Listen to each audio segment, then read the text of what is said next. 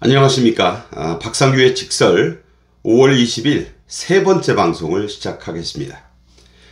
대선 투표가 2주도 채 안 남은 가운데 여론조사들마다 지지율이 상당히 출렁이는 양상인데요. 제가 오늘 두 번째 방송을 마친 뒤에 반가운 여론조사 소식이 중앙선거관리위원회 홈페이지에 올라왔습니다. 대선 전이 본격적으로 시작된 뒤 처음으로 김문수 후보가 이재명과 오차범위 안에 이 초접전을 벌인다는 조사 결과인데요. 이준석의 지지율 8.5%를 합치면 보수 단일 후보가 이게 이루어진다면 이재명을 이길 수 있다는 역시 최초의 결과입니다. 조사를 실시한 곳은 여론조사기관 에브리 리서치라는 곳이고요. 조사를 의뢰한 곳은 한국 지역 언론인 클럽입니다. 상당한 공신력이 있는 것이죠.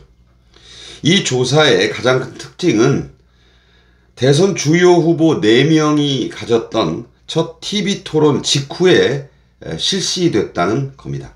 그러니까 최근에 이 후보들 간의 경쟁력에 대한 첫 평가를 보고 난 그런 유권자들의 반응이 나타난 결과다, 이렇게 해석할 수가 있는 겁니다. 따라서 이 경제 분야 TV토론에 대한 유권자들의 냉정한 평가, 또 그 전후에 바로 있었던 이재명의 이 이른바 커피값 120원 논란, 이걸 여러 그 주요 매체들은 거의 다 외면하고 보도를 하지 않았는데, 제가 말씀드렸고 알려드렸지만 이 커피점 업주들 뿐만 아니라 커피를 늘 즐기시는 국민들의 이 반응은 매우 뜨거웠습니다. 이 조사에 이런 논란도 포함된 것으로 해석이 됩니다. 그리고 이 TV토론을 보신 분들은 알겠지만 김문수 후보와 이준석 후보가 마치 2인 삼각처럼 서로를 공격하지는 않고 이재명을 협공한 결과, 그런 모습, 이런 것들에도 이 조사 결과에 반영이 됐다, 저는 이렇게 분석을 하겠습니다.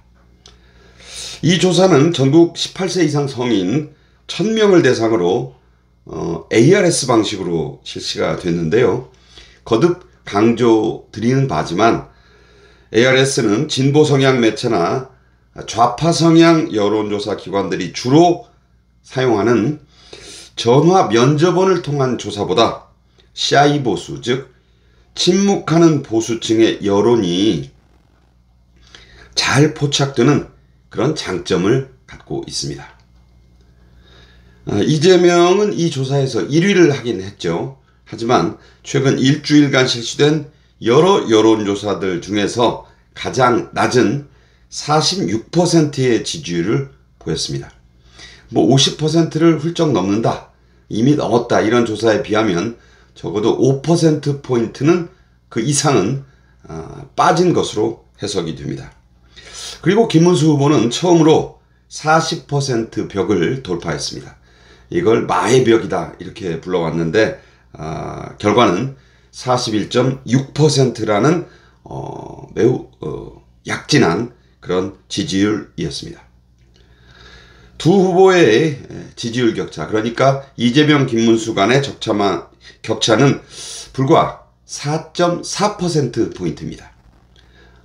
이 여론조사의 오차 범위가 플러스 마이너스 3.1%이니까 그 안에 아주 그 안에 쏙 들어와 있는 그런 근소한 차이라고 할 수 있습니다. 눈에 또 띄는 것은요, 첫 TV 토론에서 김문수 후보도 엄지척했고, 또 여러 여론조사 기관 또 언론들도 대체로 가장 잘했다는 이 평가를 한 이준석이 그동안 보여온 7%의 박스권을 뚫고 8.5%의 상당히 높은 지지율을 보였다는 겁니다. 이 보수 진영의 파이가 커졌다는 점에서 나쁜 그 해석을 할 필요는 없습니다.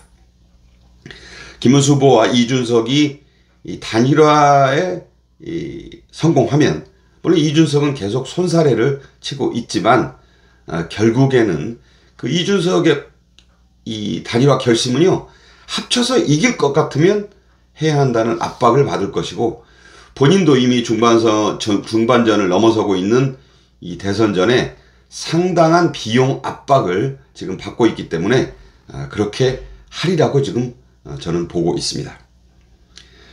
그렇다면 이 조사에 따라 김문수 후보와 이준석이 손을 잡으면 지지율 50.1%가 나오게 됩니다.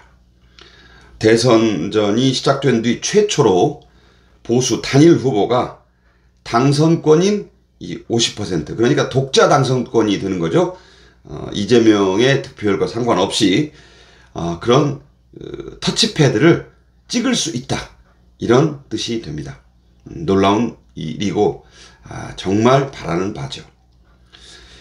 김문수 후보는 70대 이상에서 이재명을 20%포인트 이상 앞섰고, 50대와 60대에서는 오차 범위 내에 이 접전을 벌였습니다. 또 PK, TK를 포함한 이 영남지방 그리고 충청권에서 이재명을 앞선 것으로 나왔습니다. 이런 결과도 처음입니다.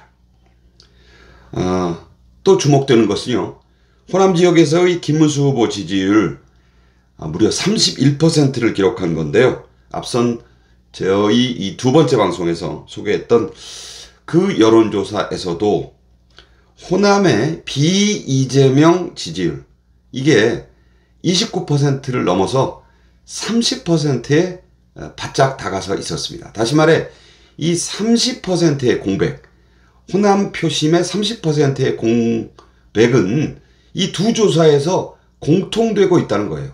따라서 호남 표심이 이재명으로부터 TV토론 후에 멀어져 있다, 이런 해석은 가능합니다. 이런 공통점이 있음을 말씀드립니다.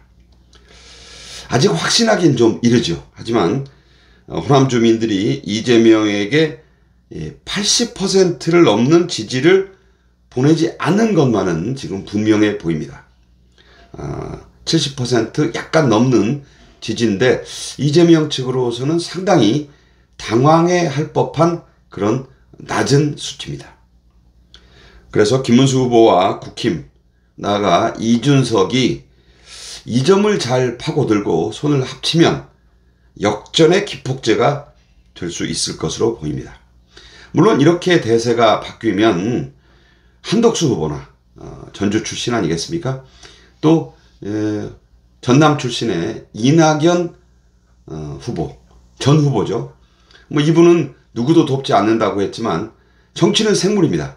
그렇게 또 상황이 바뀌면 얼마든지 보수 단일 후보, 특히 김문수 후보를 지지할 여지는 충분하다고 저는 생각합니다. 한동훈 전 후보는 약속한 대로 오늘 부산의 수영구 그 안에 있는 유명한 광안리 일대에서 첫 지원 유세를 했습니다. 지역구의 정연욱 의원을 비롯해 강원도 원주가 지역구인 박정아 의원, 그리고 한동훈계 소속의 비례대표 의원 등 10명 가까이나 동행을 했는데요. 뺐지들만요. 무척 반가운 일입니다. 하와이에서 김문수 후보의 친필 편지를 받고 한때 자신을 도왔던 국힘 특사단 4명을 이틀째 만난 홍준표 전 후보는 유상범 의원에게 절대 민주당으로는 안 간다고 말한 것으로 유 의원이 전했습니다. 기왕 문수영이라 불러온 김문수 후보에 대한 지지 의사를 밝힌 만큼 하루빨리 귀국해서 김문수 후보를 또 보수 후보를 적극적으로 돕기를 바랍니다. 제가 유튜브 운영하면서요, 전국 각지에 계신 시청자분들의 댓글을 참 많이 봅니다. 민주당 선거 운동원들은 자주 보는데 국힘 운동원들은 보기 힘들다는 우려가 많습니다. 김문수 후보의 외로운 약진이 치열하게 계속되고 있죠. 제가 여러 번 말씀드린 것처럼 이번 대선에서 지면 보수는 그야말로 괴멸되고 이재명은 헌법 개정을 통해 장기 집권과 좌파 독재 세상을 열려고 하고 있습니다. 제가 펜앤마이크에서 생방송한 이른바 제2의 연산군 그 발언이 저도 모르게 전국적인 화제가 되고 있는데요. 바로 그 말씀을 드립니다. 다시 한번. 자, 플라톤은요, 정치를 외면한 대가는 가장 저열한 자에게 통치받는 것이라고 했습니다. 자유민주주의를 지키기 위해서 우리 보수 시민 여러분 떨쳐 일어나 주셨으면 좋겠습니다. 박상규의 직설이었습니다. 감사합니다.